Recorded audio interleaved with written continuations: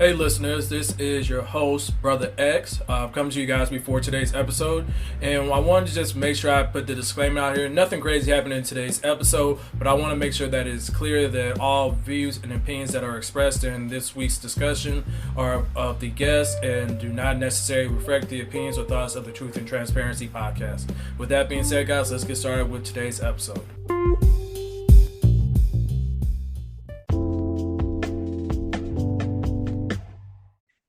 And welcome back to another episode of the Truth and Transparency podcast with your host, Brother X, and the culture. Yes, we have a guest star appearance from the culture scientist joining us on the podcast this week. It's a lot of energy just for that. I know. We're fresh off of our training, so we sing a little bit out of it. Please excuse us. But yeah, we're back. Back for another episode. Thank you for running up the numbers on our bonus episode from last week. Dion, if you're listening, you still ain't shit for saying my mic has a do-rag. I don't appreciate that. That's funny. But yeah, all good fun. Please continue to run those numbers up.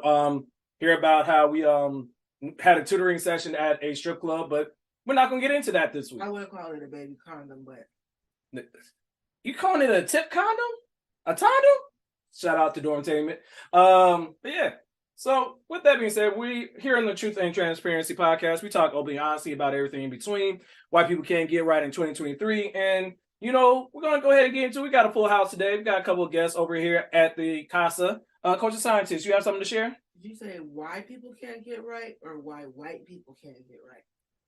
Aren't they the same thing? Just making sure. All right, carry on. All right, so we're going to go ahead and introduce our guest.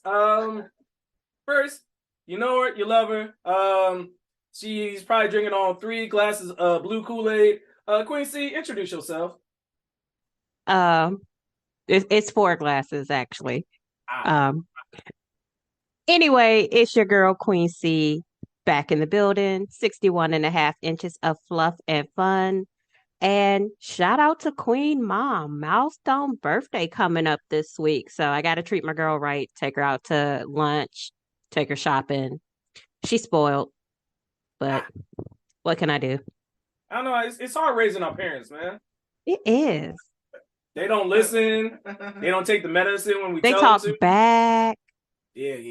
Mm-hmm. They don't want to grow. Yeah, you can't have. Yeah. Very true. They want to go places, don't want to pay. And then got the nerve to not pick up the phone when we call them. Want to complain about what they did and how we got how we are. Like, you ain't the one who made me with this attitude. Exactly. I don't know if we're speaking from experience, but I mean, I don't know. A little bit. But welcome, Queen C. I'm not gonna take his thunder this time. Kelcie, introduce yourself. It is I, fresh off of a shopping spree with your father's credit cards, of course. It's Kelcie in the building. Respect. You still got me on them tickets, right? Yeah. Okay, yeah. No habla inglés. Oh, true. We'll talk off here. All right. She back. She's fresh off the Magic School Bus. Teacher Bay, introduce yourself. Hi, y'all. It's Teacher Bay, and I came back to make sure people keep their paws off my hubby, Usher Raymond IV. That's all I got to say. I heard. Oh, yeah. Apparently, we'll talk off air, but we're gonna set up a pay-per-view. It's gonna be real.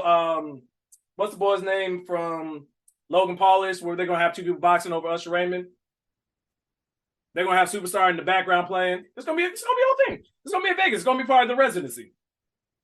But thank you, Teacher Bay, for joining us today. You know him, you love him. He's about to get his first pair of Zion 1s when he gets off this podcast. Mr. Smith, introduce yourself. Absolutely not. I am not touching them with a 10-foot pole. 1, because of how they blew up when he was in college, and 2, well, we'll get into that when we get to that point, listeners. Anywho, it's your favorite Fed, Mr. Smith, also known as Soundbite Poppy, also known as Mr. Damn, son, where'd you find this? And I want to thank the listeners for the comments, the places, subscriptions. Keep feeding us, so we'll keep feeding y'all. A few quick things. Number 1, shout out to the Chaotic Culture Podcast for always showing us love and support. Number 2, rest in peace to the queen herself, Tina Turner. She definitely, what's love got to do with it? Ooh, Roll all that. Yeah, you was definitely, you deserve your rest. And I hope, and I know this is bad to say, but it is what it is. I hope if you see Ike where you are, you beat the stuffing out that nigga. That is all I gotta say. I beat the dog shit out of him. Also to Tina Turner, rest in peace. You know, this today, if y'all know my name, right? You know my name. Sorry, I like that song. Wow. This person called, like, what was your name? And I said my name, and they're like, oh, like Tina Turner. Oh. I was like, sure, without the N. I was about to say, it's not a And whole my last name is completely different. Yes. But thank you for comparing me to the queen. Thank you. And yes, listeners, it's who you think it was. All right, yeah. So thank you for that, Mr. Smith. Before we get into anything else and some quick hitters that I want to get to before we get into our now, mind you, I'm going to do our mental health check. So let's go around the room real quick, ask how everybody's doing. Coach of Scientist, how are you doing? Sleeping, I'm alive, sad, disappointed, sleepy, happy, excited, a whole bunch of things. Are you trying to name the 7 dwarfs? I'm sure I listed more than 7 things, so no. But you repeated a couple, so I mean, it kind of balances out. Yeah, because that right now is the most prominent. Oh. Like, my eyes are like, go to sleep. My body's like, girl, who you think you are? But no, seriously, I'm just trying to stay positive. And I am the firm believer of just keep going, just keep moving, and things will, stay positive, and things will work out. So, yeah, and then I'm excited about our wedding. As y'all heard, he had his bachelor trip. Yes, listeners, she knows all about my trip. So no, you can't say nothing to her. Because I is a good fiance. I said it like you wanted me to say it right? Right? Yes. I don't know why you make it sound like that. Okay. Like I Mr. Smith, yes. I just gotta say, Coach of Scientist, did I not do my job and make sure he got to the line, but he didn't cross that line? Yes. Cool. All know that I am fine and cool and dandy, all those things. I cannot wait for mine. And yeah, let's just say it's getting real. Yeah. Just in general, wedding planning. I'm about to say, all of our listeners who are coming to the wedding, this is our PSA. Please RSVP on the website. Please RSVP on the website. Because please do not get your feelings hurt when you get a whole stiff arm when you get to the door. June 30th. Please RSVP. I'm about to say, please no. If you are not, you will get cut. And if you were invited to view it on Zoom, please understand that is a Zoom invitation, not an in-person invitation. Read your invitation. Please do. Reading is fundamental.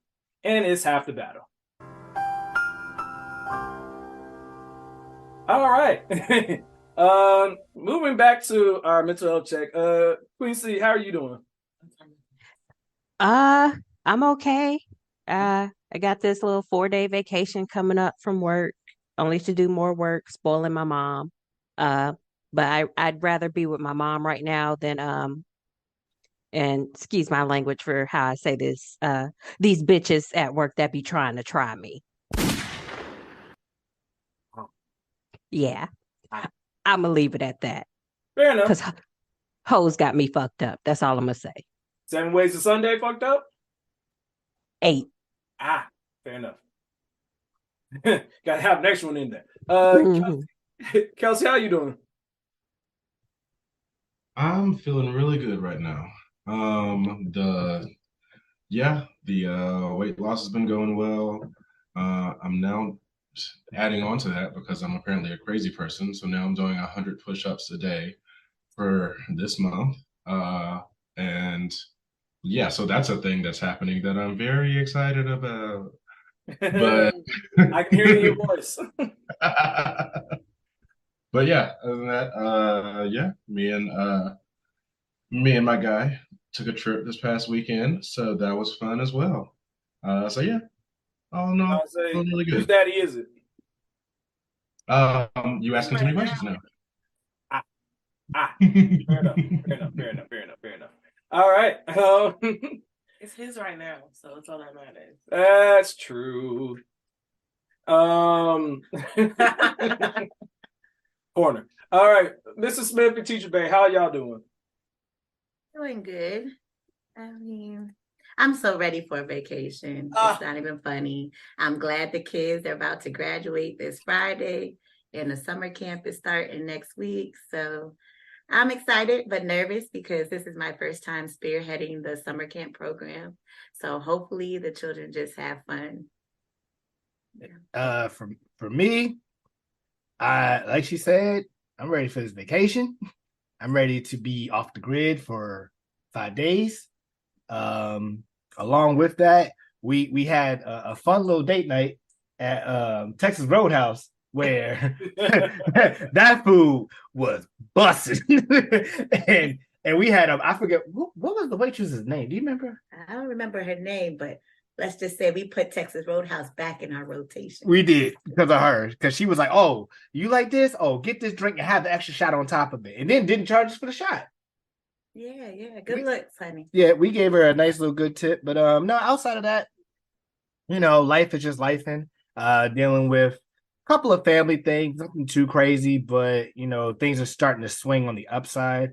And then on top of that, mainly I'm just keeping my head below, keeping my head underground until we get to go on these vacations. We've been working out, take our little 2 miles, doing our workouts every day.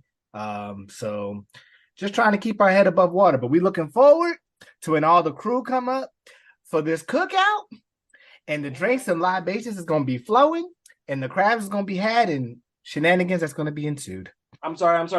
I'm speaking to the mic. You said crabs? Yes. Like we talking about crabs. We talking about crabs. And for those who do not want to indulge in said crabs, there's also crab legs. Thank you. You're welcome. Who knows? There might be a reappearance of my ribs. Who knows? Maybe. I don't know. If people act right, who knows?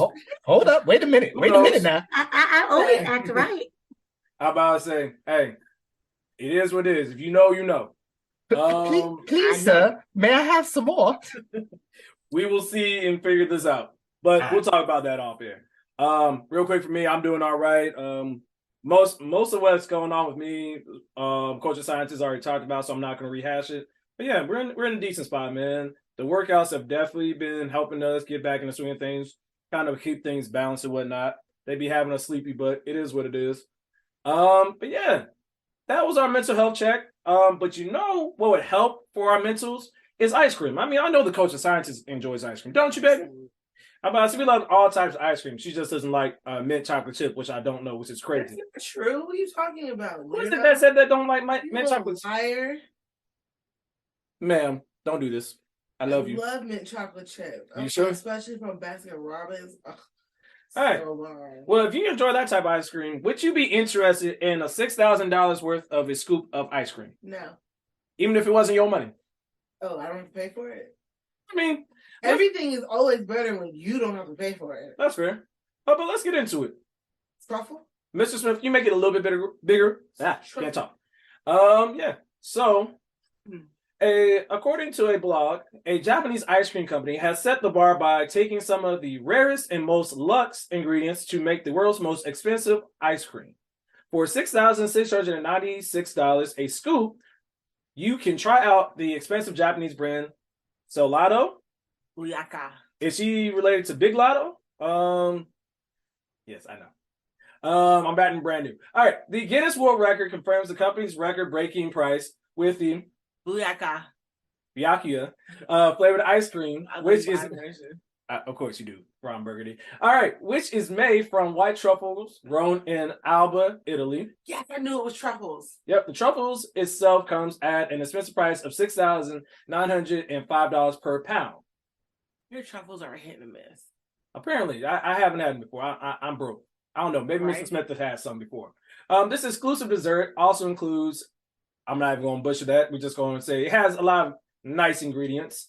It also includes sake, which is consisting of 8% alcohol, the New York Post reports. Parmigiano. Parmigiano Reggiano. That I know. What did you say? Parmigiano Reggiano. Thank you. So Parmesan cheese is in there? Is what you're telling me? Probably. Okay. I know I'm not civilized. I'm uncouth. It is what it is. All right, but yeah. So, guess are y'all going to eat this ice cream? Who's paying for it? No, No, Mr. Smith, you gonna eat it because you got money? I'm a First ruin of- it with chocolate. First of all, Chocolate First of syrup. all, you know I don't eat sweet shit like that. Second of all, you gonna stop talking about the fact that I got money like that when you know good and goddamn well I am not spending no goddamn $6,696 for a scoop. A scoop. Nigga, that's a mortgage. No. That's a mansion mortgage. No. But babe, we might try the generic brand. We doing great value. That's what we Very doing. brand is $5,000. I'm about to say you gonna get some Neapolitan, some Parmesan cheese, and a couple of mushrooms from Harris Teeter. So babe, what are we paying? 2,500? You mean what you paying? The fuck? I'm just a I'm about teacher. to say you got gelato at home. Yeah.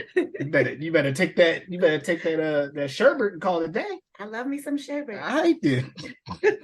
Fair enough, but yeah, that's just very interesting. The things that people will do, like apparently, if you want to make something expensive, I just bet add you truffle Kim soup. Kardashian got it. I mean, she used to putting never mind. That's a too low hanging fruit joke. I won't get into Small, that. skinny things in her.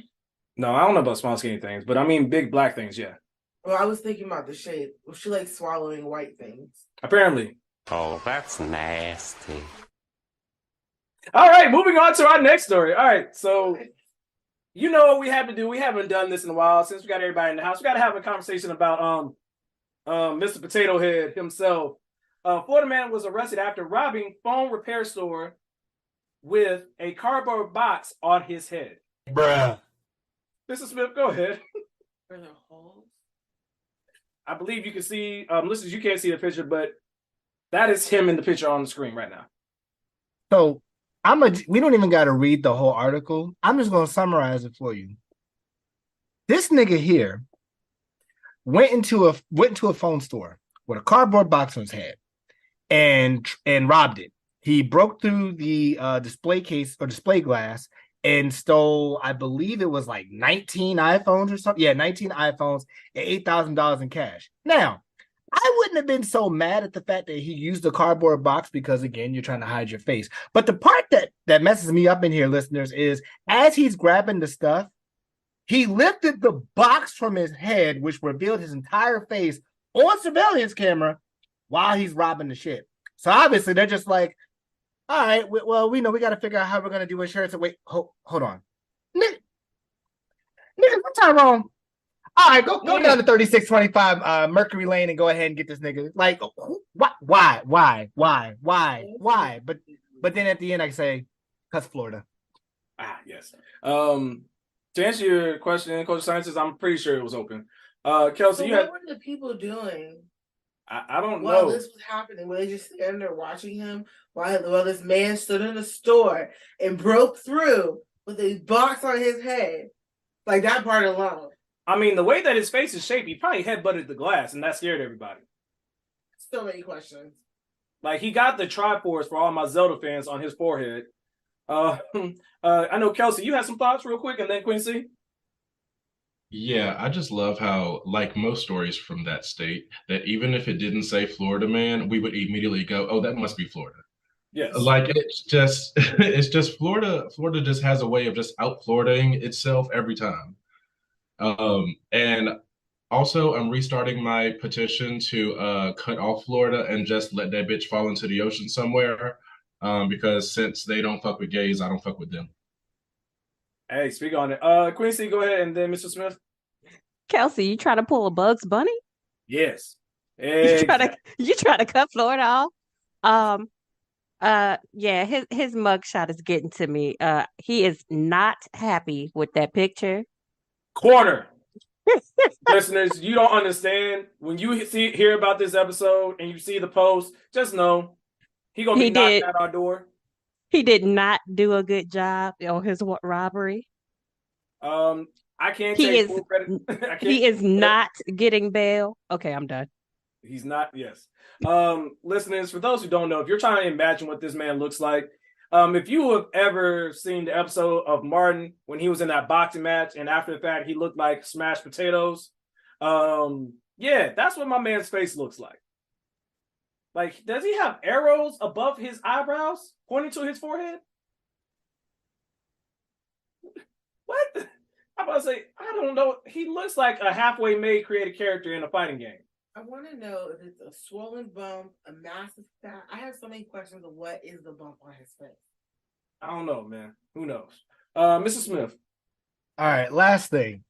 Yes, number one, the his lumped up head is just ridiculous, and I agree with Kelcie that we petition to cut off Florida and just let that bitch fall in the sea. However, the only thing I will put a caveat to that to say, yes, cut off Florida, but King of Diamonds and The Office, please make your way out of Florida, get to Georgia, so that way I can still entertain your establishment. Because for if I may answer for the culture scientist and Brother X, milk and honey with that soft skin. Please come back. We we would like to have a word with you. Absolutely. And then also can we also just petition to move Disney World and Universal somewhere else? For me. That's all. Thanks. Queen C, you about to get muted and kicked out the chat. You about to get blocked. I was already muted.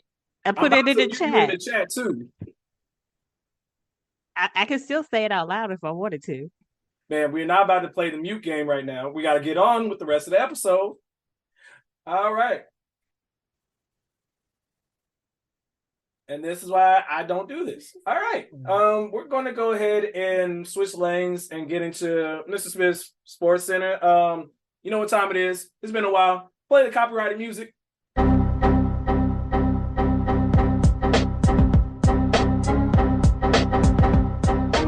Okay. I don't really know how I go forward from the stuff. Listeners, if you could even just read what was in this chat. Yeah. Nasty work. like just woo. Anywho, okay. I always try to make this quick.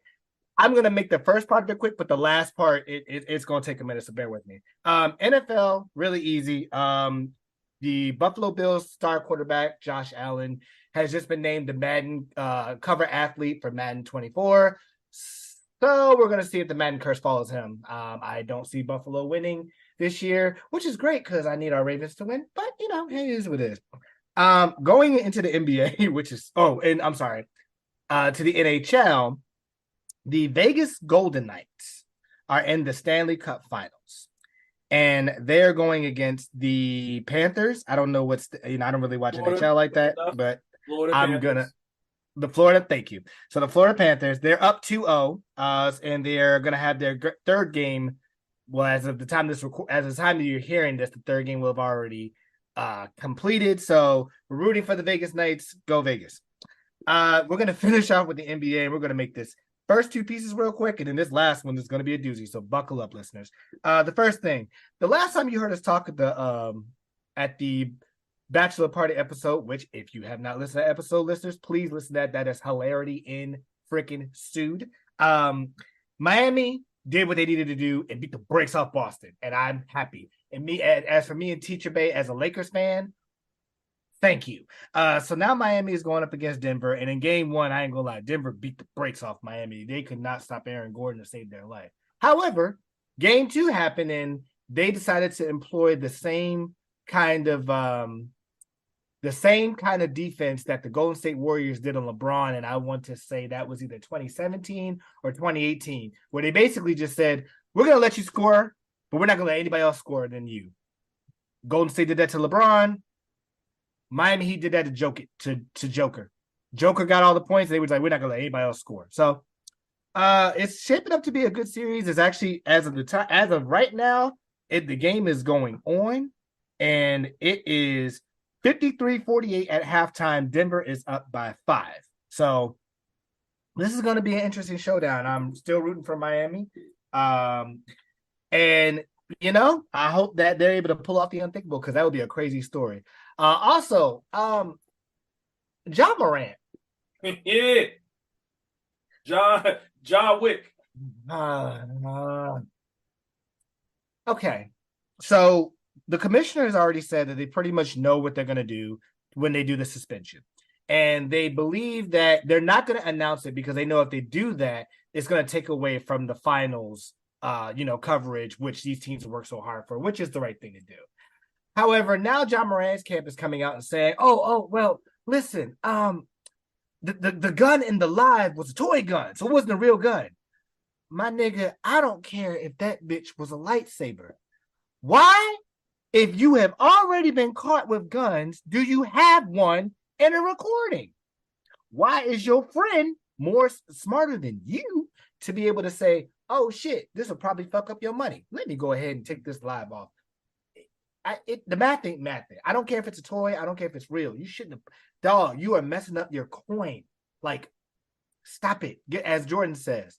Stop it. Get some help. Breaking news from today, as of the day that we are recording this. Phoenix Suns point guard Chris Paul got released, and I am shocked. Kind of. I am, but I'm not. Because he is older. He's like 30. I think he's like 37. But he's either 36 or 37. He's up there. I feel like he's 38. He could be. I mean, I wouldn't put it past him. But he's gonna be looking for a new team. And honestly, as a Lakers fan, you want to take a team-friendly deal and be the primary floor general? I'm not mad at that. Make LeBron a secondary scorer, and that shit will work. I don't really see a lot of teams that could use him outside of the Lakers, Boston, maybe Miami, and or Portland, depending on how they do with the whole Damian Lillard thing. So that'll be interesting to watch and see. Now comes the time that we've all been waiting for. So there's a basketball player. His name is Zion Williamson.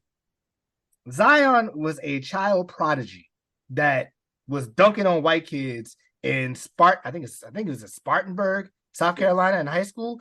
Yeah. Went to Duke, balled out, great, ended up going number 1 overall to the Pelicans, max contract, blah, blah, blah, blah.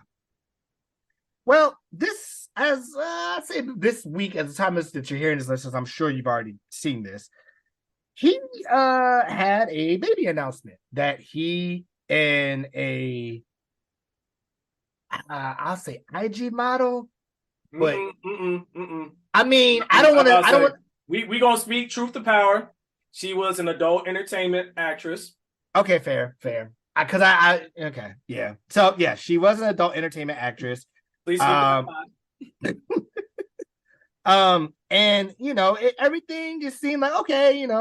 We were all kind of wondering, like, Zion used to always stick to the white girls, and we were all just like, hey, he got somebody black, so we'll take it for what it is. But what comes up, maybe, I don't know, hours after the baby announcement, there's another adult entertainment actress by the name of Mariah Mills. And Mariah wasn't too happy about the announcement, and these are the tweets that are as follow. Congrats, Zion Williamson. I'm happy for you. Where she has a picture of Zion Williamson in her Snapchat DM saying, love you in these jeans, and I'm going to FaceTime you in a little bit so we can talk about you moving. Okay? Then the next screenshot says, I want to fly you wherever I'm at for 4 days. You sexy as AF. And this is Zion talking to Mariah while he's still dealing with this. I think her name is Avina, is the model's name or the adult entertainment name that he got pregnant. Then she says, I hate you on God. Zion Williamson, looks like you've been had a girlfriend and sleeping with other women behind my back, you liar. And in the picture of her receipts, he says, bet, I don't have a girlfriend, but if I moved you to New Orleans, would you be cool with being like my official redacted? Just asking so I know how to go about the situation with respect. When you move, how much do you expect me to pay you a month? But I'm super excited. This nigga was willing to blow the bag on this girl.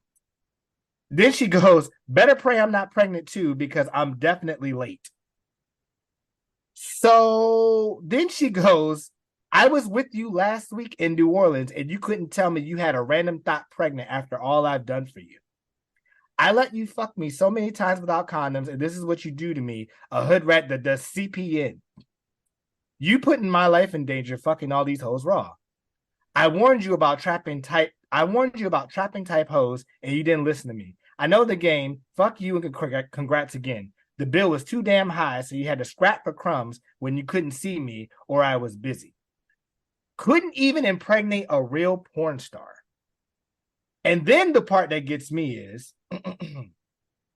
I let you spit in my mouth last week when we fucked. You could have told me you had another hoe pregnant. How was that going to work moving us both to New Orleans? You think I wouldn't have found out? Now,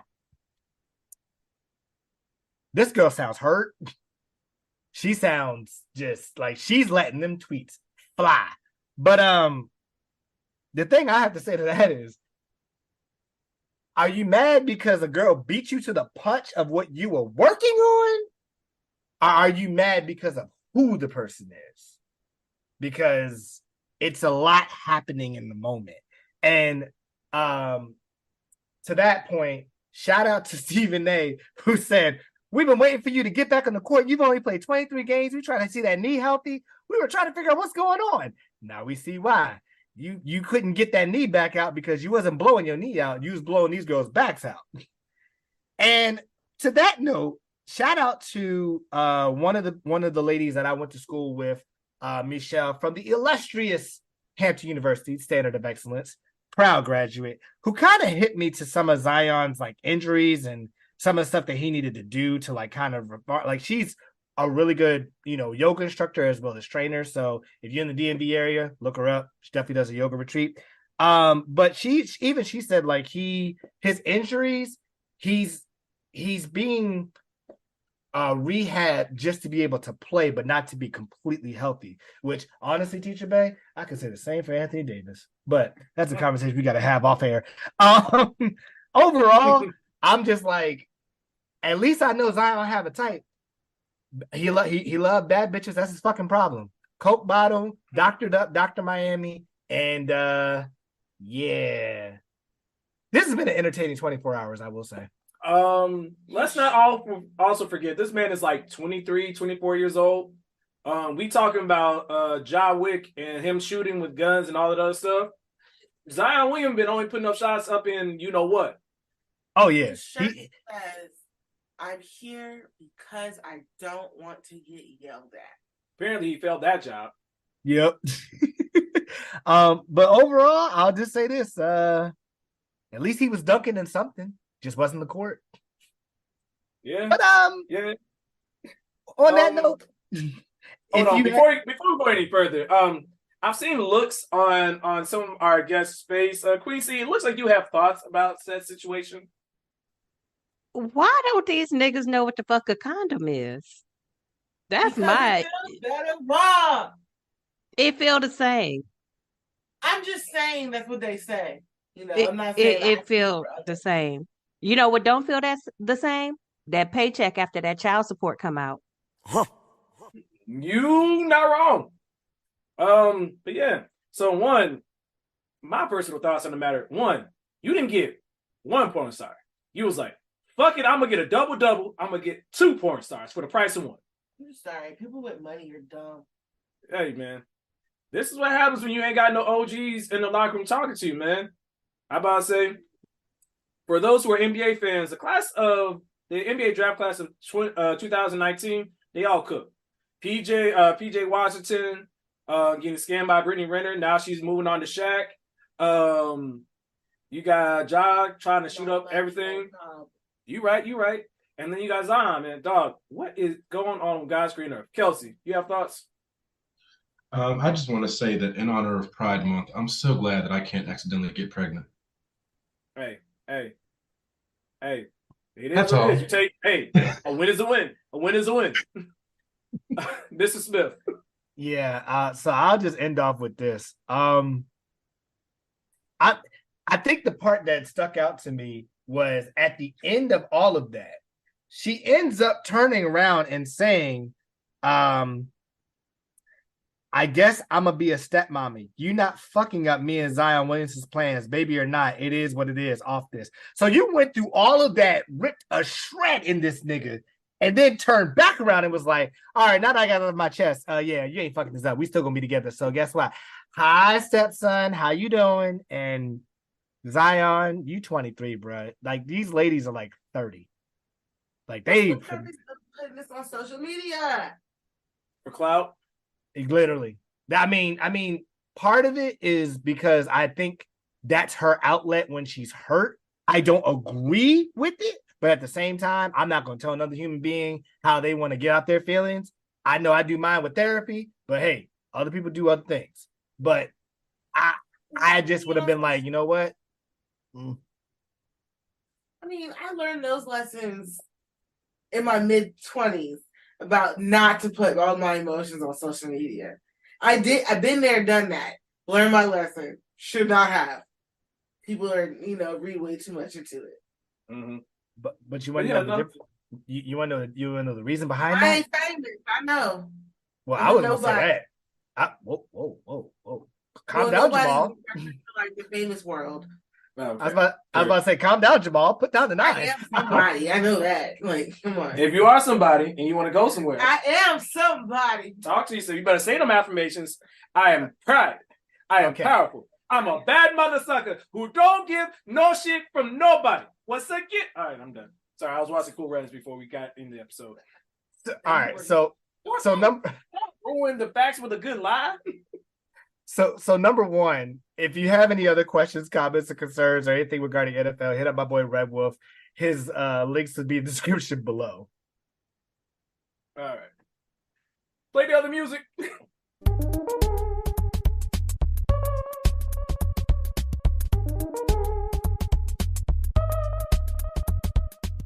And then the last thing, I'm mad when Culture Scientist said, I am somebody. The first thing I thought of was booty call.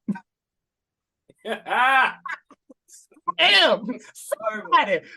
Smack my ass. All right, man. All right. Now we got the foolishness cranked up a little bit. Let's go ahead and hop into Now Mind You. Listeners who haven't been listening for a while, I'm going to remind you that Now Mind You is a segment where we talk about stories we find on the internet that we find interesting, that we want to share with you guys, and we tell it in the Black vernacular of saying Now Mind You, to tell you the key or vital part of said story. So this first one, we're going to go to a state that we haven't actually gone to before, because you can take like 3 steps and you've seen the entire state. We're going to go to Rhode Island for a city council member who was doing something on his break. Mr. Smith, can you play the clip? First, there are more calls tonight for a Cranston city councilor arrested for drug possession to step down. I'm Shannon Heggie. I'm Mike Montecalvo. 12 News obtained police body camera footage showing officers coming upon Councilor Matthew Riley Monday afternoon after someone flagged officers down, saying Riley appeared to be choking. 12 News reporter Amanda Pitts has more now from Cranston.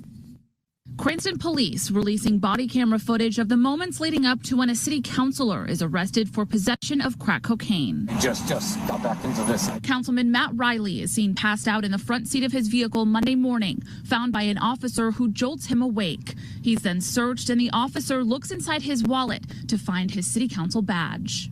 Oh, no way, dude. Really? Yes. I was on my way back from court. And says an ambulance is on the way. Well, a rescue's gonna come check you out, man. I can't let you go. You were literally choking in your sleep. Somebody flagged me down about it. Oh, I have sleep apnea. I'm sorry. Well, and then you have a crack pipe in your hand, so it's like...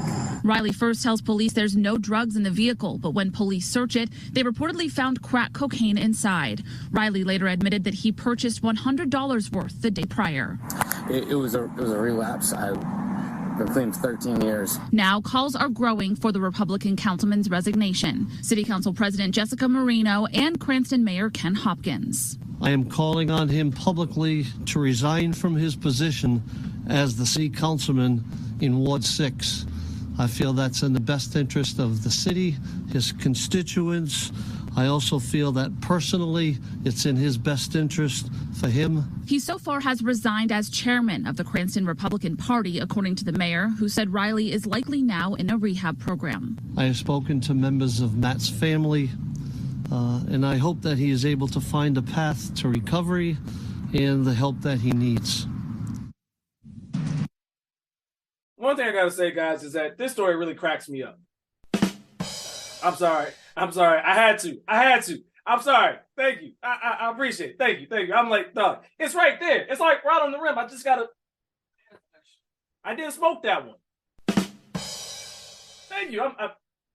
Thank you. I appreciate it. Yes. Don't look at me like that, Culture Scientist. I have a question. What is your question? He said that I was just taking a nap. I was just resting. Dog, listeners, I don't know if you know, if you see this video, maybe we'll put it in the show notes. Dog, he is fried. I wish like his eyes are low, like fried, like he is sunbaked. And we're not talking about his sunburn. Like, dog, he is fried. Also, if you know that you have sleep apnea and that you might, randomly choke in your sleep, why would you do it in the parking lot? A, first off. B, go home, do it with your sleep apnea machine so you don't die. He ain't got no sleep apnea. My leftover opinion is, yes, crack, in the words of Whitney, crack is whack. Yes. I don't 100% agree that he should 1000% resign. I understand why and the importance of it, but I have the reason I say this is because there's other people in the world that have issues and he needs to get better and then maybe he can do make change. But the fact that he lied is not why he ruined it for me. If he would have just owned up to it, I'd have been like, yeah, respect, but not. Any other thoughts from our guest? Quincy. First off, I didn't know Donnie Wahlberg was in politics. You can't tell me he don't look like Donnie Wahlberg. Oh my God. I don't want to stay here no more. He was doing that new crack on the block is what happened. What is going on? You started it. I did. I take full responsibility. Also, I had sleep apnea. You got sleep apnea. He got sleep cracknea, because that's what happened. I'm done. Teacher Bag, go ahead. Stop! I can't stop cracking up. We're gonna run out of drums at this point. We really are. Funny is the remnant of the crack in the seat. The camera's zooming all in, and he's just switching up the story. It's just a relapse. I'm okay, but yeah, hilarious. Cocaine's a hell of a drug. I'm just trying to understand how you went from, oh no, I just had to take a nap, I got sleep apnea, to, I had a relapse I've been clean for 13 years. And, it's like, nigga, it's right there. Literally, I don't even got to zoom in. I can literally look at it like nigga, do you know that I can see you? And what you say? I can't let you go because, I just have sleep apnea, dog, and you have a crack pipe right in your possession. What? You got a full-on crack pipe in your possession. You ain't toss it, you ain't do nothing. He didn't have time to toss it. He was sleep choking. Oh man. That cop really said, sir, I really don't care if you have sleep apnea, you have a fucking crack pipe in your hand. Thanks for playing. You are not going home. Oh man. But yeah, that's just crazy. The fact that he said I just came from court. So I guarantee you they cracked the case in court. All right, we're moving on. I'm sorry. We ran that joke into the ground. I'm sorry. But yeah, next up, we actually want to bring a story back to your attention. I believe it was season 2. It was? Yeah, season 2, where we actually had a story about a FAMU graduate who had garnered some negative attention for her very, let's say, beautiful, but I don't know what the word. Mrs. Smith, can you take it from here? Yeah, so the title of the article is FAMU grad who posed nude questions why U of A student isn't facing backlash over stripper photos. Do she get a pass because she's bright? Which honestly, that's a funny way to put it. But basically, to summarize it up, there was a graduation photo from, you know what? I'm not even gonna give her any clout, but basically, there's a person graduating and she's doing a graduation photo.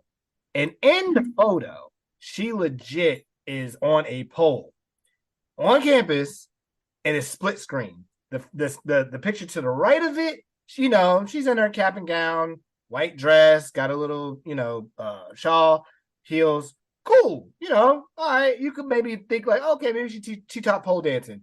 The picture on the left was like, oh no, she definitely stripped. Like that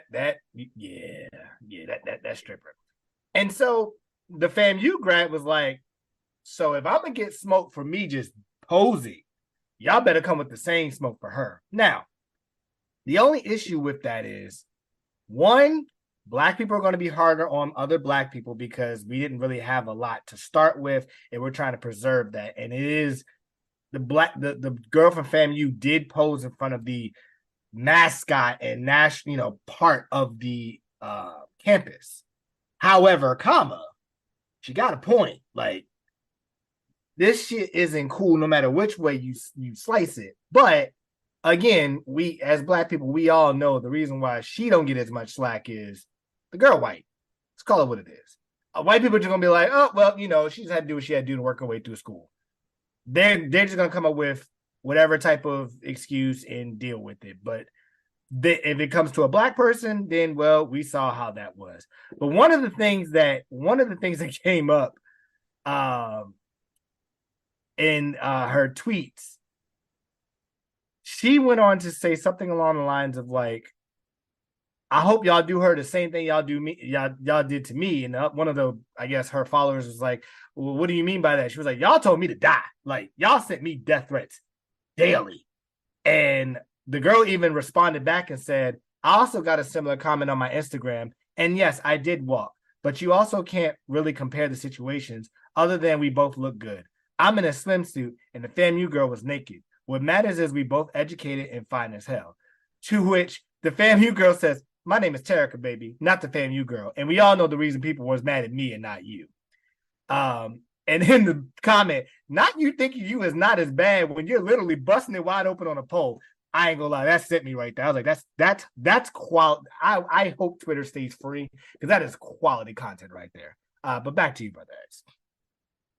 So we just wanted to make sure we followed up on this. As we're going through this, Coach of Sciences seem to have either thoughts or a question. What do you want to share?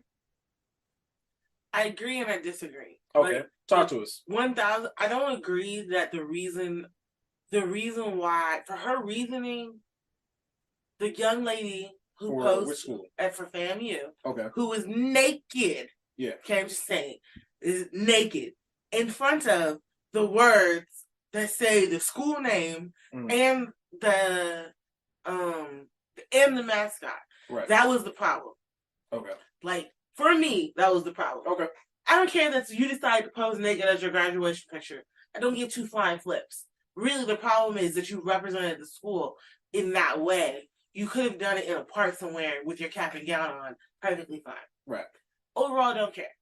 You cannot say that the reason that this girl is not getting in trouble is because she's light. I do not agree with white. She said bright. Right? Okay. She said bright. Okay. Keyword bright. She said bright. I just want to make sure we light skin, high yellow, whatever you want to say. Okay. Lighter than she was. Okay. My humble opinion, I 1,000% disagree that is not the reason why she's not getting in trouble. Okay. I do agree that because it is two different types of schools. Okay, fair enough. And to the young lady's point, because at first I was like, well, she's right. She doesn't have a bathing suit. It's not that bad. She's not in front of everything. However, I do agree to the grand lady's point. You was busting it wide open in front of the building. So you had two letter P's behind you in those pictures. So, yeah, I don't know. I don't think she should be as in much trouble, but should she get some slack for it? 1,000%. I think two things should be right at the same time. Yeah, this is one of those situations. Is she right? No. Is she wrong? How about to say, Kelcie, go ahead. I just want to say that she apparently is good at what she does, because I wish I was as talented. I wish I could do a split on the pole too. Right. Fair enough. Fair enough. She explained, look, I worked hard both ways. Let me show you how I did. What she's saying is everybody else poses for their band pictures and their football pictures and their sorority pictures. Let me show you what I did while I was in college. I mean, that's how I get it. Again, not my cup of tea, but I get it. Fair enough. Anybody else have thoughts on this? Teacher Beck, go ahead. I agree with culture scientists. I think it's more one was nude in front of the, school's name, and one is clothed. But wrong is wrong. Y'all both wrong. Just save those pictures for later. Y'all didn't have to post that up. Like you said, take it to the park, take it somewhere else. But nah. She could have just saw a different pose with the pole. She could have did the same pose. I mean, there's a lot of things that could have been done, man. But I mean, to still emphasize, I stripped while I was in college without doing that pose. I'm just, there's a way to do it. That's fair. No, I mean that's a very honest and great way of looking at it. But yeah, that's just something that we found interesting. Let us know your thoughts and where you kind of fall on the spectrum for that discussion. So I don't really know how to kind of go into this, but I'm just gonna read the title and then I'm gonna let you guys kind of ascertain what's going on. So, fertility doctor accused of using own sperm dies in crash of hand-built plane. Let me say that again. Fertility doctor accused of using own sperm dies in crash of hand-built plane. So the part about him using his own sperm, not shocking at all. The part about him dying in his own built plane, shocking. I'm about to say, let's hear more about this. Mr. Smith, do you have any audio for this? No audio? Okay, cool. All right, so let's break this down. A New York fertility doctor who was accused of using his own sperm to impregnate several patients died over the weekend when the hand-built airplane he was in fell apart mid-flight and crashed, said authorities. Dr. Morris Wortman, 72, of Rochester, I believe it's New York, was a passenger in the experimental aircraft that went down Sunday in a pasture in Orleans County. The pilot, Earl Lucas Jr., oh, that is two old white names. Brockport also was killed, according to the county sheriff. The crash of the aircraft, identified by the National Transportation Safety Board as a Whitman W-5 Buttercup airplane, where do they get these names, remained under investigation Tuesday. The preliminary findings indicated that the wings of the aircraft became detached from the fuselage and fell to the ground in an orchard. Sheriff Christopher Bjork said in a news release on Monday. The fuselage continued. The fuselage? Fuselage, I'm sorry. I apologize, I misspoke. Continue west for another 1,000 to 1,500 yards before crashing. Wortman was a well-known OBGYN in Western New York who was often the target of anti-abortion protesters. He was sued in 2021 by the daughter of one of his patients who became pregnant in the 1980s. The lawsuit said the doctor secretly used his own sperm while telling the patient the donor had been a local medical student. It is said that the doctor kept the secret even after the daughter, his biological offspring, became his gynecology patient. Ugh. I don't know. I'm afraid to continue, but I shall. The doctor discovered that Wortman was the donor after DNA genealogy. Can someone say that for me? Genealogy. Okay, so I misread. Okay, I'm sorry. I want to make sure. Tests revealed that she had at least 9 half-siblings. Her medical and malpractice suit said. The civil lawsuit, which is pending in Monroe County Court, said follow-up DNA testing with Wortman's daughter from his first marriage confirmed the genetic link. Wortman did not comment at the time the lawsuit was filed. I was about to say, did he make a comment?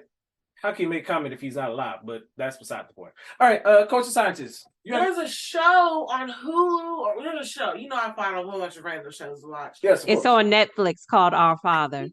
Based off of this. It was based off of 3 sisters who discovered that they were sisters, and the daughter had to discover. I think it was based on him. It had to be based on him. There is at least 10. There's at least 10 Lifetime movies based on. Correct, but but this particular show sounds like it does, but it was a different guy. Who ended up working. Oh, hold on one second. Go ahead. It sounded like the daughter who ended up working and then found out later. Man, it was a good show though, but. That's crazy. What were you saying, Quincy? So it's actually 2 different dudes, because that was my first thought. This was the guy from the Our Father Netflix documentary, but that guy was Dr. Klein, who fathered nearly 100 children throughout the 70s and 80s using his own sperm. But yeah, I say he got what he deserved, and I hope he burns in hell, in the words of Samuel L. Jackson. Before we get back to that, I just gotta say one crazy thing. I know I have a lot of fears in my life. If I'm on a plane and I see the wings of that motherfucker fall to the ground and I'm still in the air, I'm shitting myself. Straight Paul Pierce in the final, shitting myself. Teacher Bay. Yeah, this story is just real sick, but it sounds like he hand built that plane for suicide. He knew that case was pending. He was about to be in trouble, but that's sick. I don't know. He should have just took what he had coming to him. But yeah. Really took what he had coming to him. That's what we do.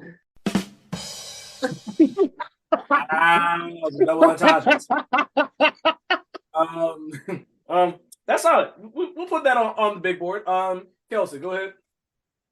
You know, sorry, not sorry, but the trash took itself out. Goddamn.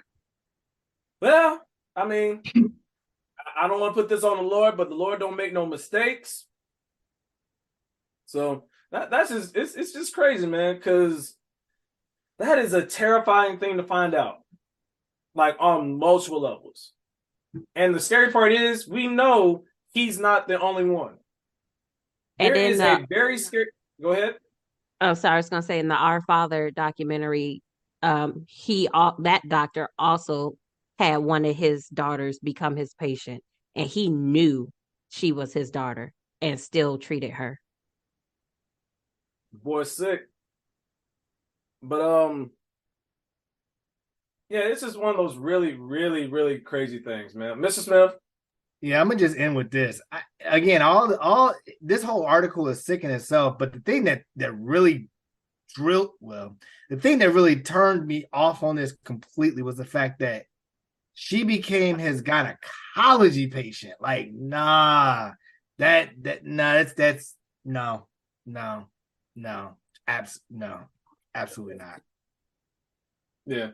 We don't have time to get into it right now because we have some other things we want to cover. But listeners, if you ever have an opportunity, if you're in the right headspace mentally, just look at why it's such a very big deal that women have female gynecologists, and why there is a big issue with men being gynecologists as a whole. Obviously, there are some outliers, but please just read into that because it is both terrifying and informing.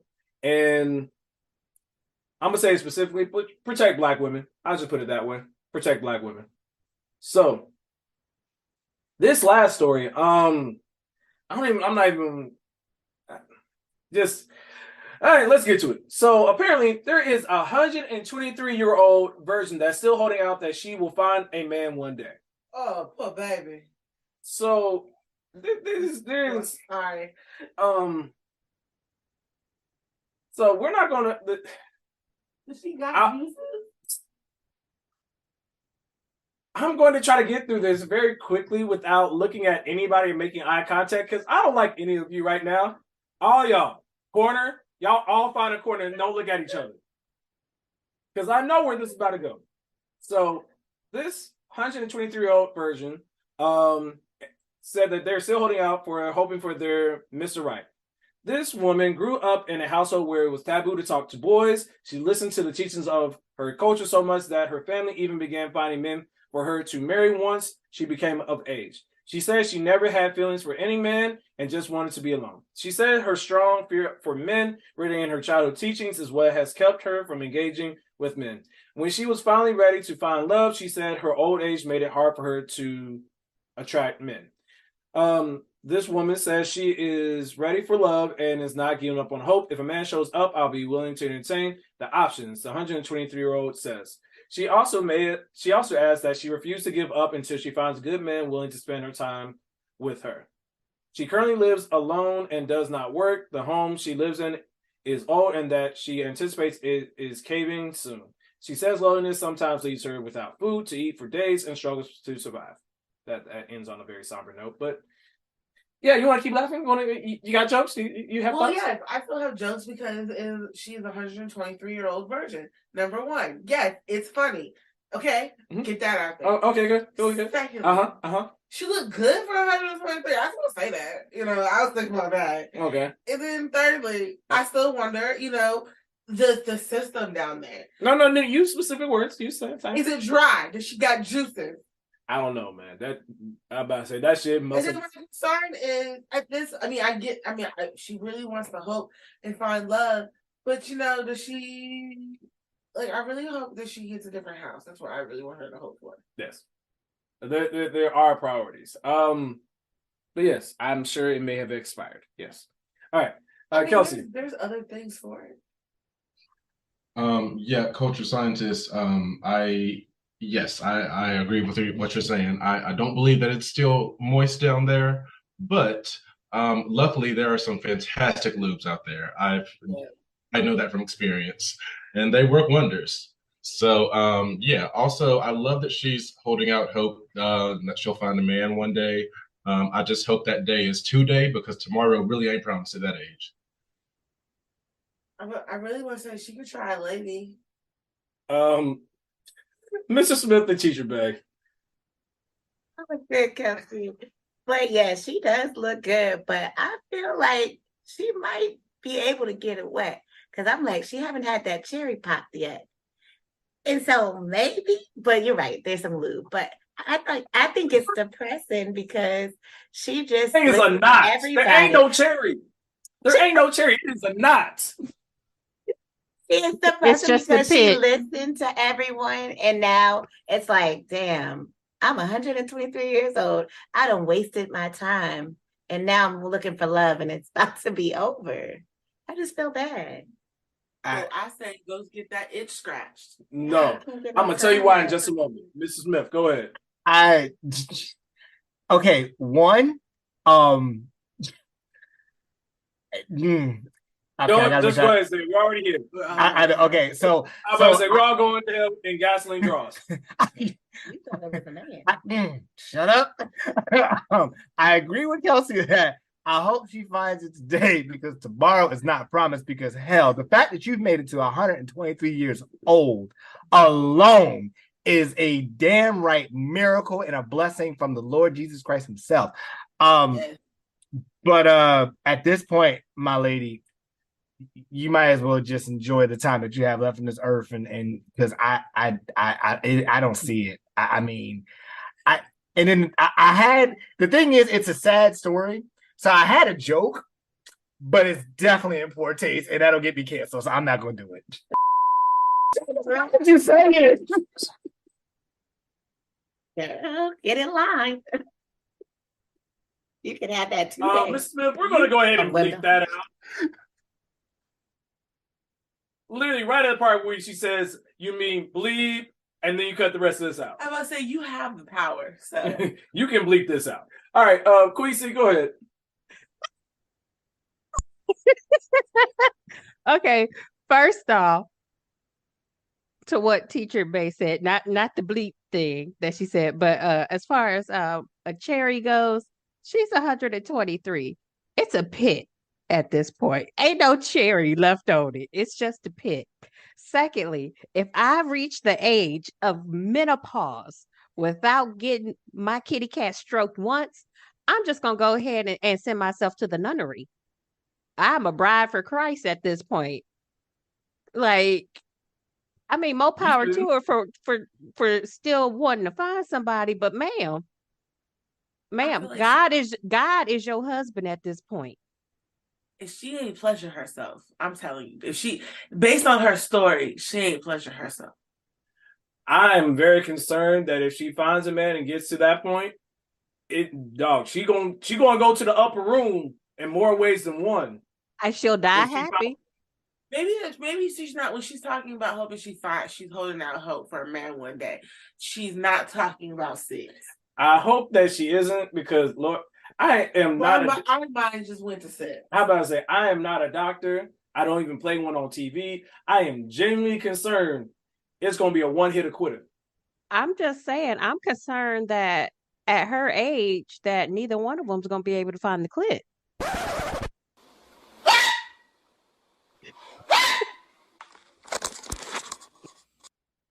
All right. We'll be right back. All right. Now that we have most of us have gone to church and prayed and prayed for our souls a few times. Yeah. Let's get into this week's topic. So listeners, we decided we want to take a prompt from this really dope Instagram post that I found. Kelcie, we are trying to move on. I need you to stop. I can't focus. We're gonna have to cut this part out. Or he could have taught her a few things. Oh my. Oh, sweet Jesus. Oh, sweet Jesus. Please help us. Oh my. Sweet Jesus. Keep me by the water. I need help right now. Oh my goodness. Oh my goodness. All right. So like I was saying, we got a couple questions this week. We're going to have like a little round table discussion, how some deep level conversation starters that we want to get into.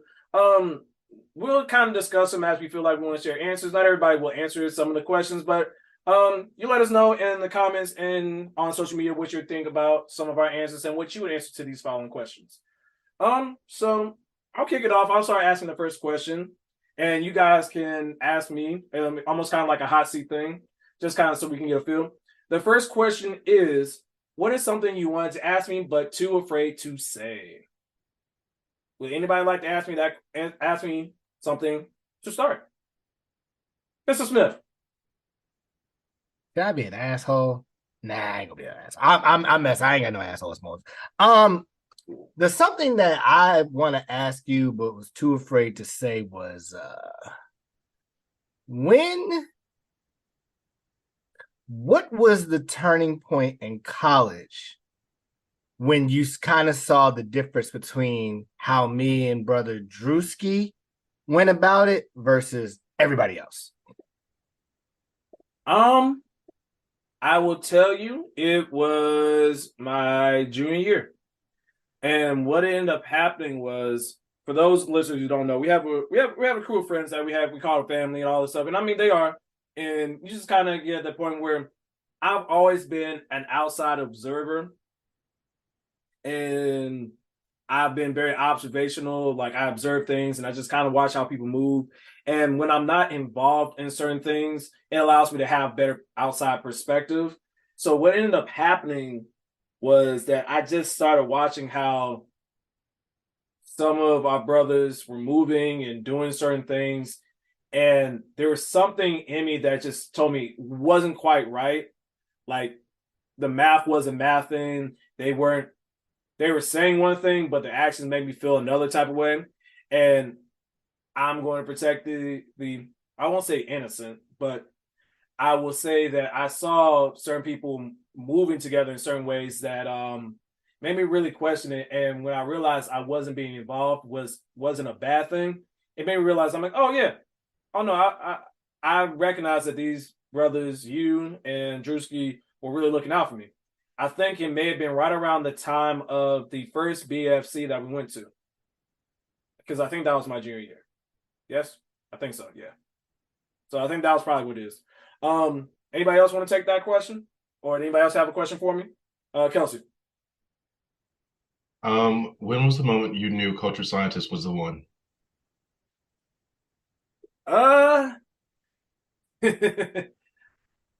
Very short answer. Probably about 3-4 months into the pandemic.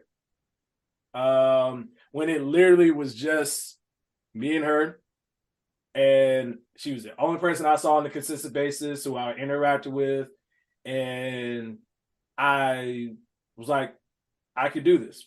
If this was my life until I was 123 years old, I could do this with no hesitation, no fear in my heart. I could wake up to this person and go on many, many adventures and mishaps and be perfectly satisfied with my life that way. So it wasn't before the pandemic? No, it wasn't before the pandemic. No.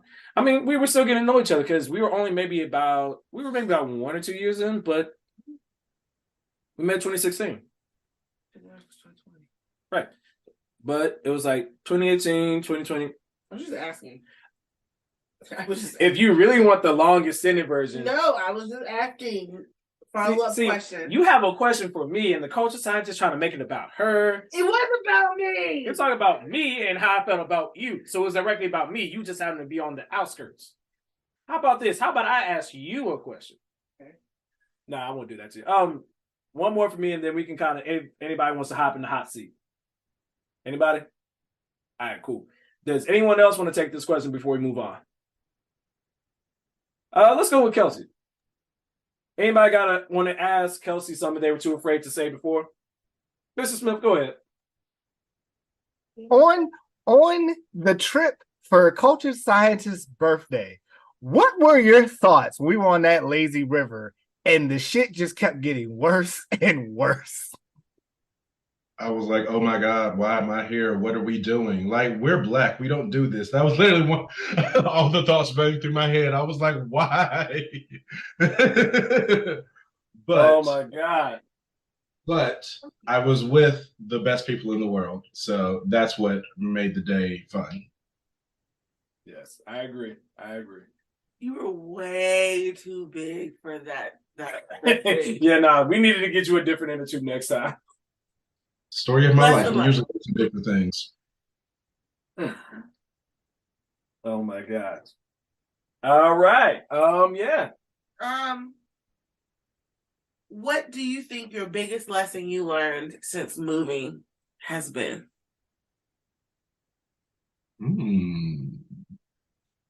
Because I have things for you, and I'm excited because things are like check. So I'm excited hearing it for you. But I want to hear from you. I think the biggest lesson that I've learned so far is that I am capable of much more than I give myself credit for. Facts. And it was actually a relatively recent revelation that literally just happened probably like a couple weeks ago. But yeah, I think that's the biggest thing I've learned about this whole process so far. Okay. Let's flip it. Queen C, sit in this hot seat real quick. Anybody want to ask Queen C something you've been too afraid to ask before or afraid to say before? Go ahead, Mr. Smith. Yeah, talk to us. So for me, I always wondered, within all the times that we have gone out the country or homecoming, whatever, outside of, I'm going to say soccer, and you know who I'm talking about when I say soccer. Outside of him, was there anybody else that actually piqued your interest to where you could see yourself saying, I would actually like to talk to this person?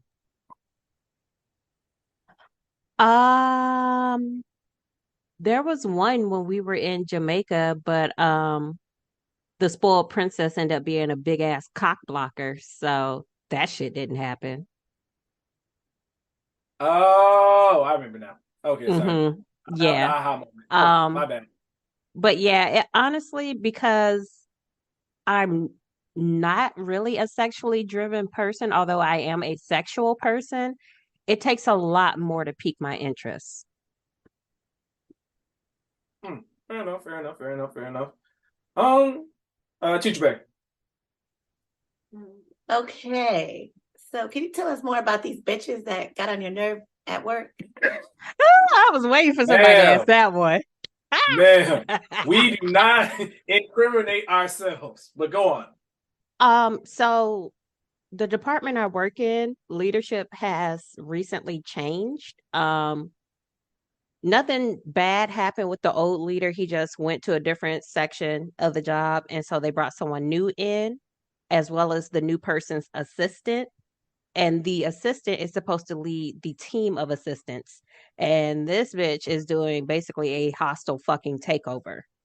And I don't work like that. Like, she's throwing her title around, or her title doesn't work on you, then she throws around her manager's title because he leads the entire department.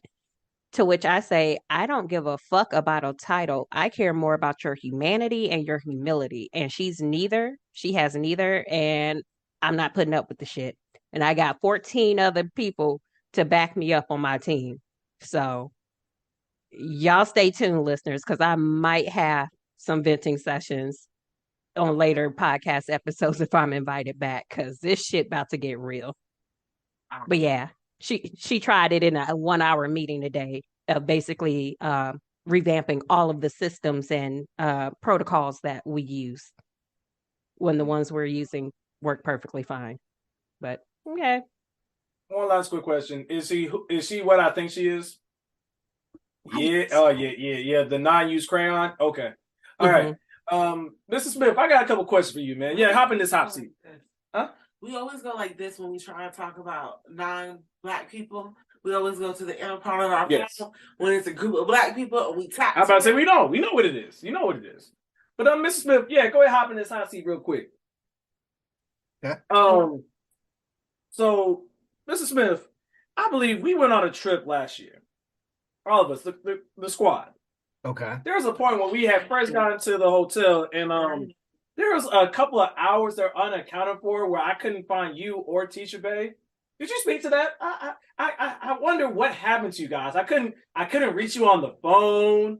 I couldn't find you guys. We went to go get food, and you just went around. Did something happen? Did I miss? We were having adult conversations and adult things. Y'all having Bible study? Sure, you want to call it that. I mean, hey, we again body study, body study, man. I was gonna say pulling a Zion, but damn. Wow, wow, just hey, wow. Somebody got good knees. Wow. But yes, no, we got to the hotel room and tried to christen it real quick before we met up with y'all. So you like holy oil and like some blessed water? There was some type of water going. I don't know if you want to call it holy oil, but there was some water going. Oh, okay. Oh, that's nasty. All right. We're gonna move. Oh, Queasy, you got the last question. Then we're gonna move on to our next one. Yeah, I want to ask my brother, Mr. Smith, a question. Because I've wondered this for a while, just based off conversations we've had over our entire friendship. So exactly how long have you actually been in love with Teacher Bay? Let's see. Speaking to the big black thing. Well, considering the fact that we knew each other back in 2007, there was a strong interest then, although I always, and we've had this conversation numerous times. So listeners, if you ever meet Teacher Bay, you just like Brother X said, she know where the bodies lie. I ain't got nothing to hide. But it's kind of started then. I just was a knucklehead about it because I was 20 and had a really bad perception of what I thought I wanted in life. And then as I grew into my experience, which included dating several people, I want to say right around the time that we reconnected and the conversations that we had, it was just so effortless. Like I could legit we could talk about anything. It could go from sports to shows to a movie. And it's almost like I'm talking with my best friend. It's not even like I'm trying to be like, hey girl, you know what I'm saying? Let me go ahead and buy you like literally, case in point, last night, we legit were up until 1 o'clock in the morning, watching 2 o'clock in the morning, watching fucking game shows and just talking shit the entire time. I'm talking like we're yelling at the black people to get the questions right. We're like, we're telling them, nigga, it's VCR, like we're doing that. And I just kind of looked at her and at the side of my eye, I just was like, yeah, this is what happiness feels like.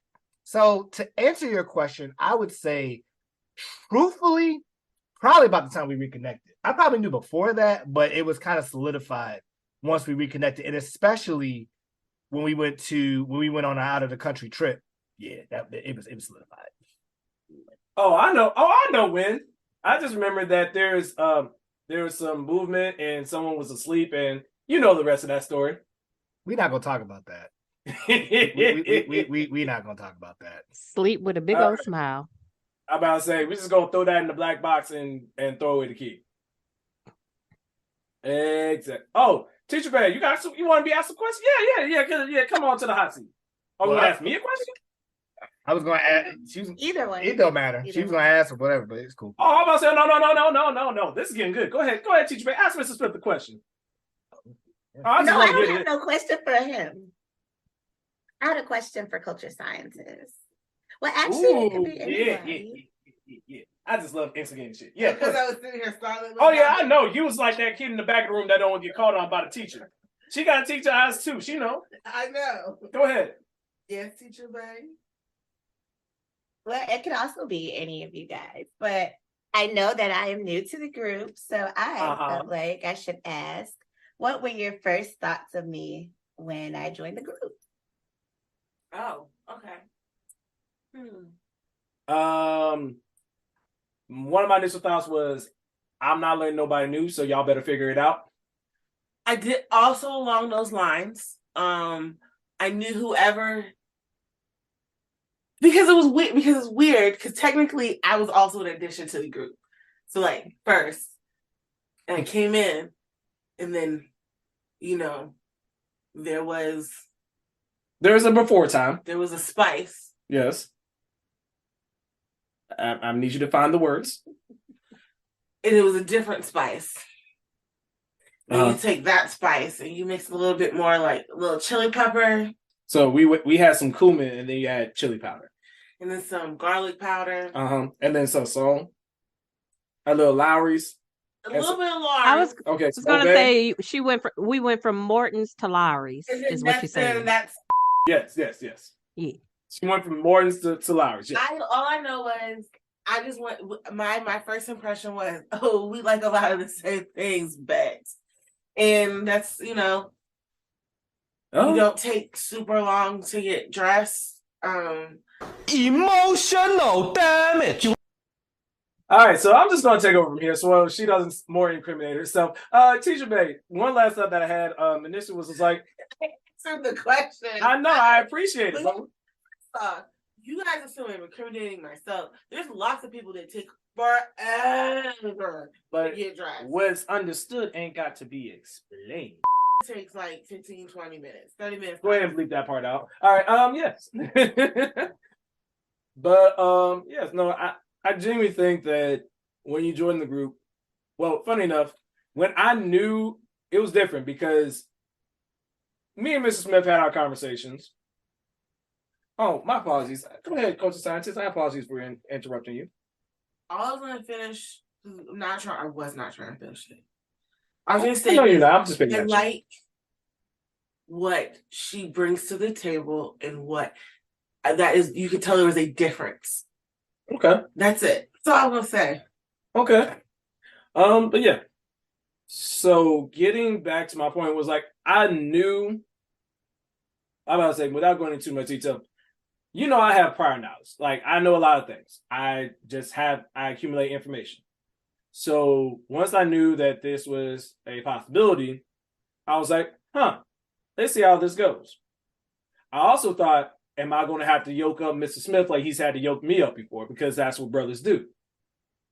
But once I actually got a chance to have a conversation and we talked the weekend of the proposal for me and the coach scientist, when we had our conversations, I saw the look on Mr. Smith's face.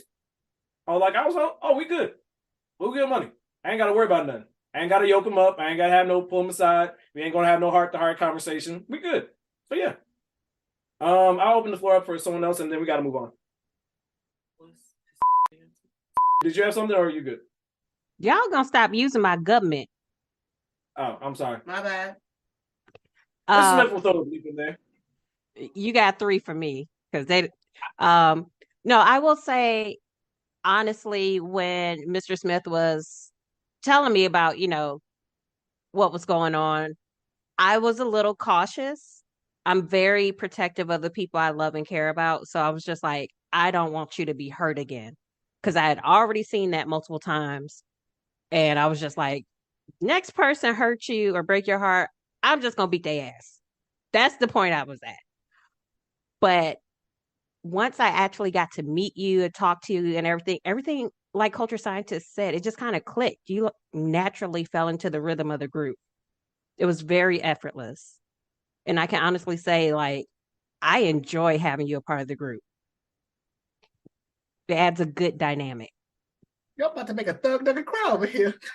Guys are so sweet. Look, I have my Nigga, we ain't talking connection about you, with Mr. the Smith. We West talking about Coast you. and my March friend. Look, see that? My March birthday buddy. And now All right. nobody has an excuse to not celebrate my birthday. All right. So let's get to this next question. All right.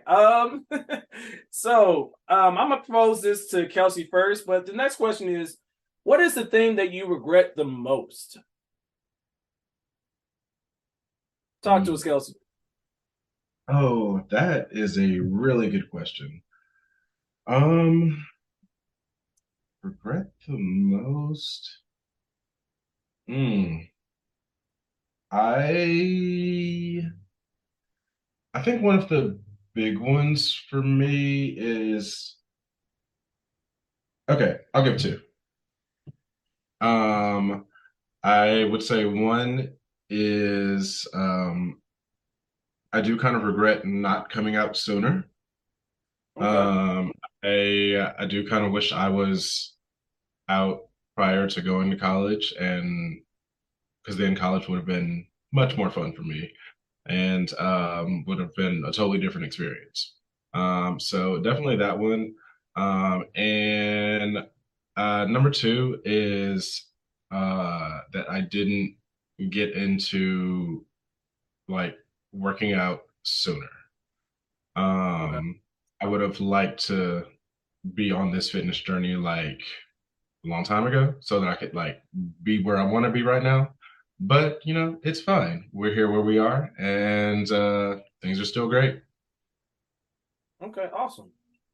Kelcie, you can ask someone else in the chat or in the group so we can bounce this around like popcorn.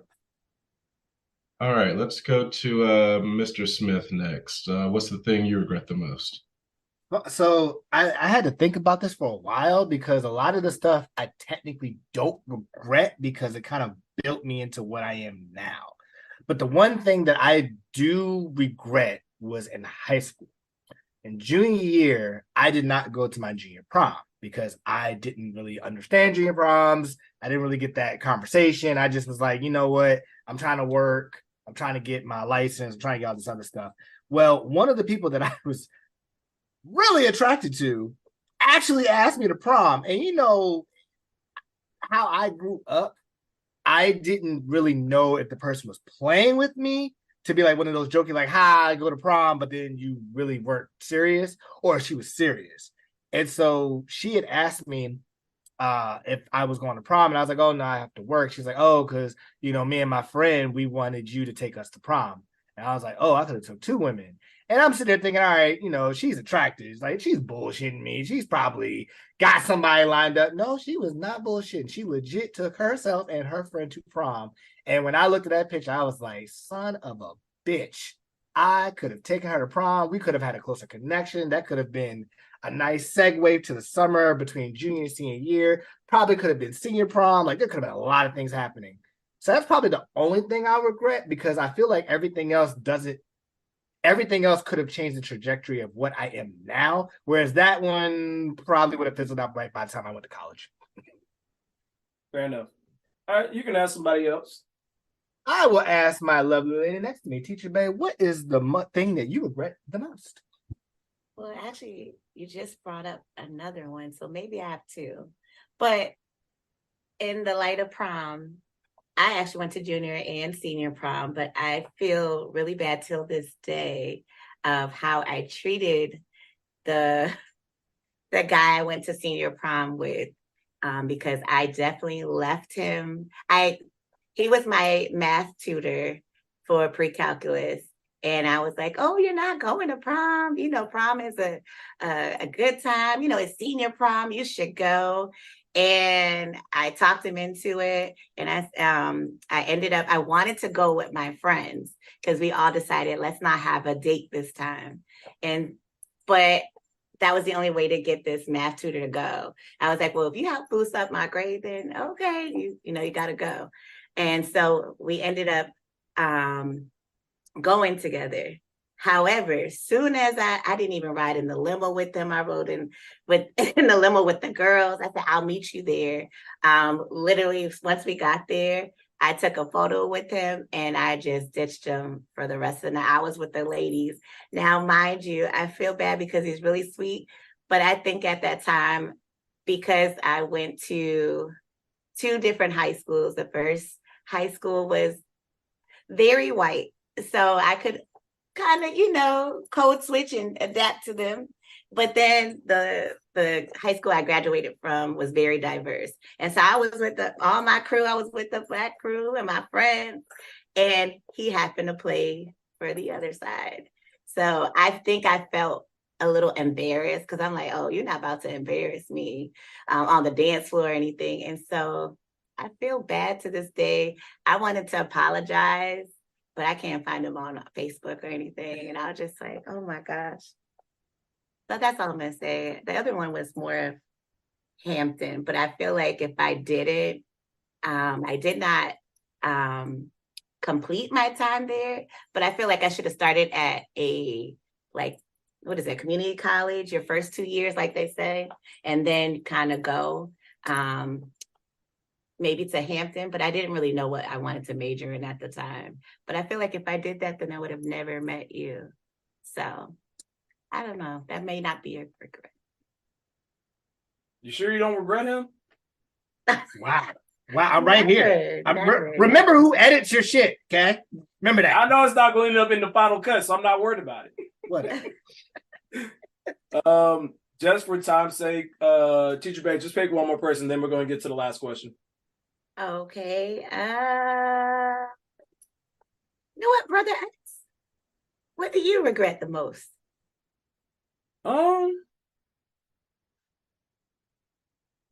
Without getting too deep, it's almost a twofold thing. I regret not embracing the man who I was supposed to be sooner. I wish that there was a level of confidence in who I was and whose I was from a younger age. For the longest time, self-confidence was always the biggest struggle for me, and believing in who I am and trusting in, I was coming from good stock and I had good values and I was worth something. And because of that, it made me question and have lack of self-confidence. So I never really viewed myself in a very positive light. Always kind of narrowing myself in, kind of withdrawing myself and not leaning into the sarcastic asshole that I am, for lack of a better term. So I know culture scientists laugh because there's a lot to it.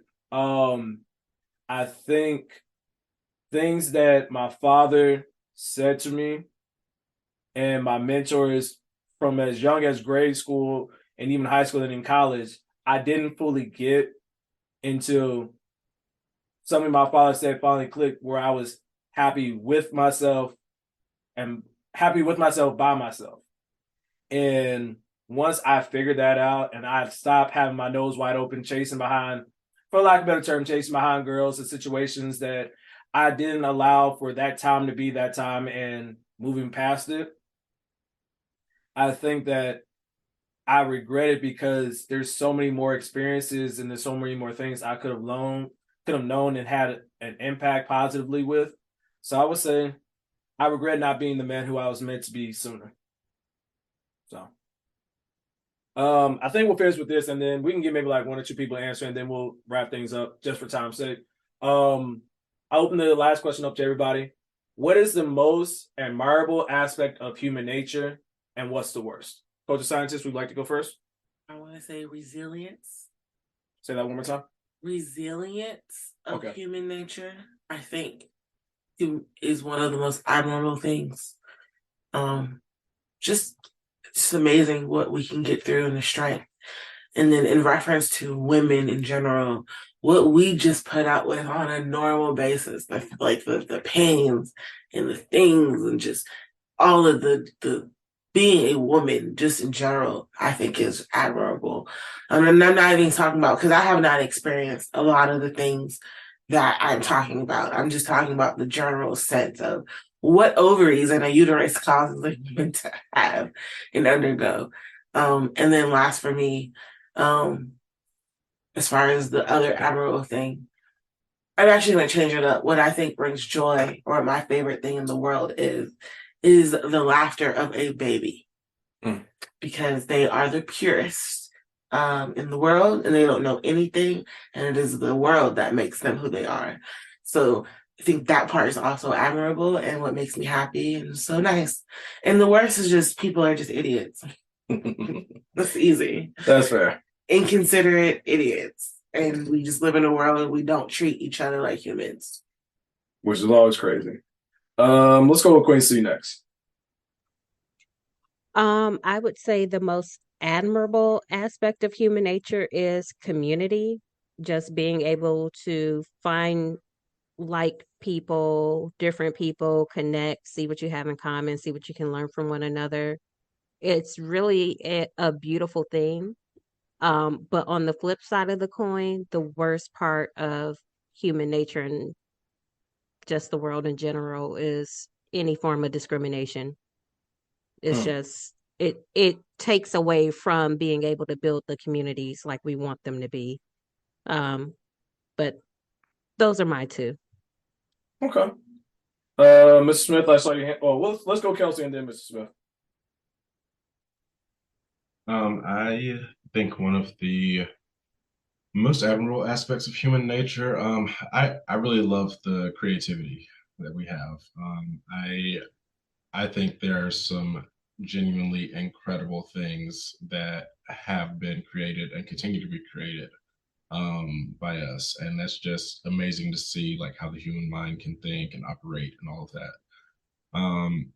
And I think one of the worst, I would say, is greed.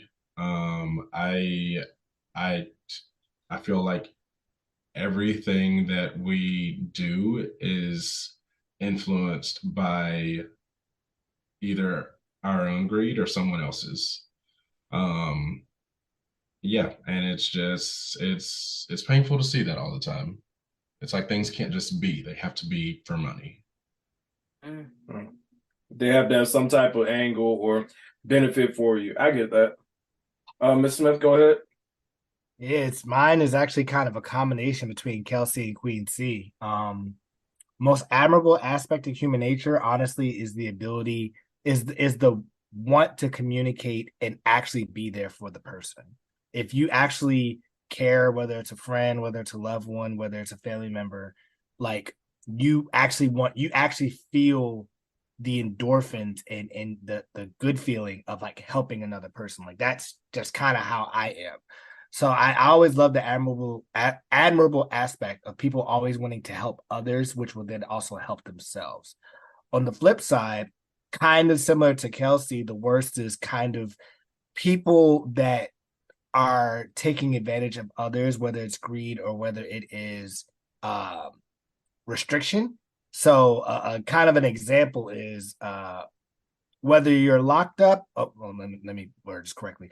Whether you have natural hair, whether you have a press, whether you have a perm, whether you have locks, the ability for a Black person to try to find a salon or someone to do their hair and it actually be a decent price and it actually be regular and it actually just be accessible is ridiculous. I have never in my life seen so many people whether it's a wannabe beautician or a good or regular one that's like, oh, before you come to my salon, your hair must be washed, it must be straightened, it's going to be $100 deposit.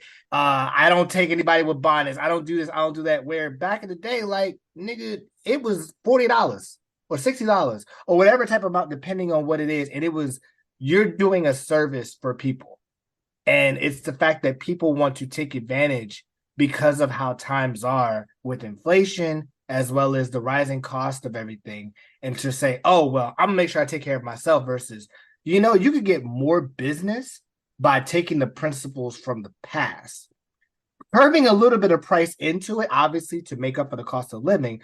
But if you were to do that, you would make so much more and you would have a working relationship, which in turn gives you referrals, which means more business, which means you get more revenue. Hence, you don't need to be greedy because you give to receive. That's powerful.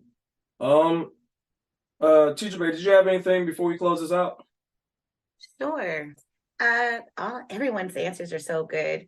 I guess I would bring, or I would say, the most admirable aspect of human nature is humility.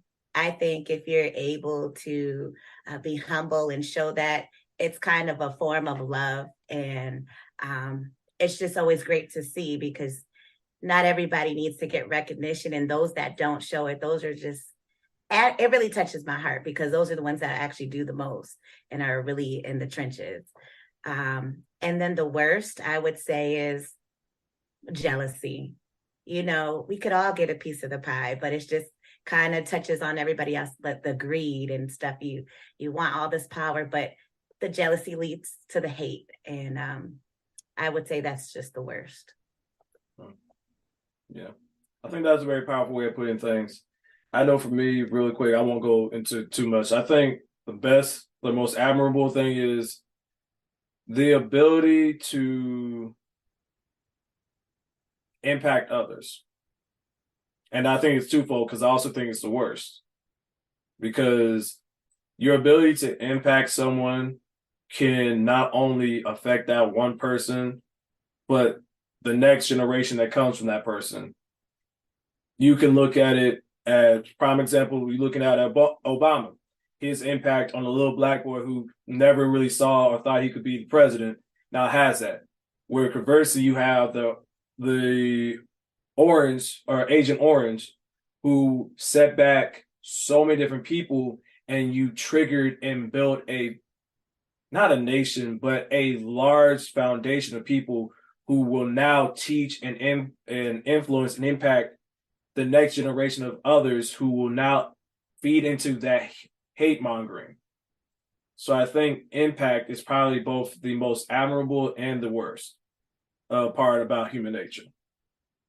But with that being said, guys, I want you to kind of think about these questions. My transparent moment this week is take some time, have these conversations with your friends, and kind of see what they think. I promise you'd be surprised what some of your friends might tell you that they have been too afraid to say, or that they regret, whether it be in y'all's relationship or in their own life. It can deepen the bonds that you have with these people. And then also to just kind of have some reflective time, whether you journal it or you have those deep conversations, but just take some time to think. Just put down the social media, put down the games, and just do some reflecting. If you want to give us any feedback or you have any thoughts, you can always hit us up on our social media at the TNT Pod 123 on Twitter, Truth and Transparency Pod on Instagram, Truth and Transparency Pod on TikTok, the Truth and Transparency Podcast on Facebook, the Truth and Transparency Podcast on YouTube, and you can always email us your opinions, thoughts at truthandtransparencypod123@gmail.com. For the culture scientists, for Mrs. Smith, for all of our guests, for all of our fans and supporters. If this podcast gets no bigger than what it is right now, they are forever grateful. We are forever grateful. And the immortal words of my father, eat the elephant one bite at a time. Peace. I ain't saying she a gold digger, but she ain't messing with no broke.